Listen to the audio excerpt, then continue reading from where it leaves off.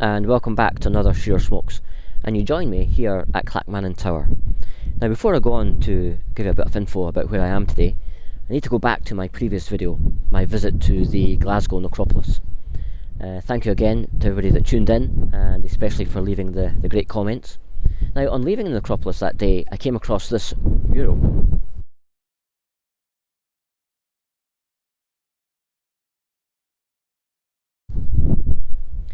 Now it's not the best picture, I'm afraid. I had to take it from my car. I wasn't able to get out and get a decent shot. Now, on getting home that day, I decided to do a bit of research into this Gorbals Vampire. Gorbals being the area the necropolis was in. And what I found was a case of mass hysteria, not involving adults as you may think, but local school children. Now in September '54, a rumour spread like wildfire throughout the schools that two boys had been taken and eaten by a 7-foot vampire with iron teeth, and it was reported that the vampire hid out at the necropolis. So these children decided to band together and search out this vampire. And scores upon scores of children descended upon the necropolis, armed to the teeth with stakes, knives and even dogs. Now the Scotsman has a great article on this which you can find online. With some eyewitness accounts. Children young as 8 were all caught up in the story and were there searching at night time. Now the local police obviously got wind and appeared and tried to disband the children and send them home, but were met with so many they found it quite impossible. And it wasn't until the weather changed that the children decided to give up because of the heavy rain and headed home. But for the next 2 nights the children, again armed to the teeth, would return to the necropolis to try and find this vampire's lair.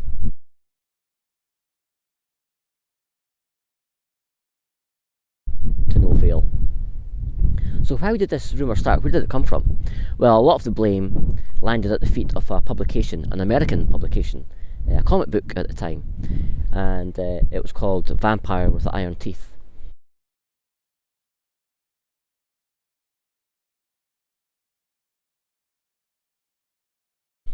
So they think that this disturbed the imaginations of the children, and as stories spread from child to child, school to school, the rumour just grew wings. Now the story doesn't actually end there, because in 1955, believe it or not, there was an alliance had been made, and now the Scotsman reports it as being a mixture of Christians, communists, and teachers had banded together and took an act to Parliament. And in 1955 this act was actually passed, and it still stands today, and it's the Children and Young Persons Harmful Publications Act, which was brought in to protect children from such publications, which is, considering what we can see nowadays on YouTube and such, is quite remarkable. So yeah, so that's just a little bit of trivia from my trip, which I thought was quite interesting, and a bit of urban myth, which is always good to know. So, as I said at the top of the video, here I am at the Clackmannan Tower.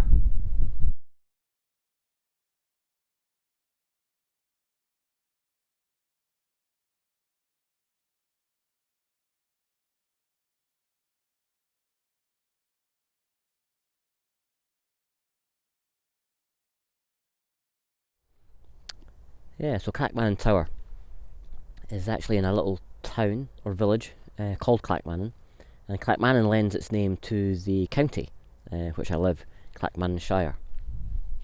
It's in quite an open spot.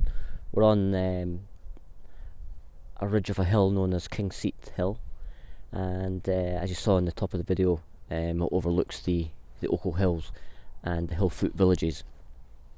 So it's quite a prominent spot, and we have the river just behind the tower, so great travel links for trade and as I said, for travel as well. And now Stirling is probably about 15 minutes away by car, so back in the day I'm guessing a couple hours horse journey, and so a great place to be and have the protection of Stirling Castle. Now the tower itself dates back to the 1500s, but they do believe there was a royal residence here possibly way back to the 1100s. And what's interesting is this tower is actually going by the history books, belonged to the family of Sir Robert the Bruce, who of course we all know after the Battle of Bannockburn. So it was in the Bruce family for many generations, and what's interesting about the tower is it's a 5-storey tower, and it would have been in its day a bit of a bling house, as we would call it nowadays, I suppose. Very much a status symbol, used by the Bruce family just to show off their wealth. And inside the tower there is some great ornate furnishings.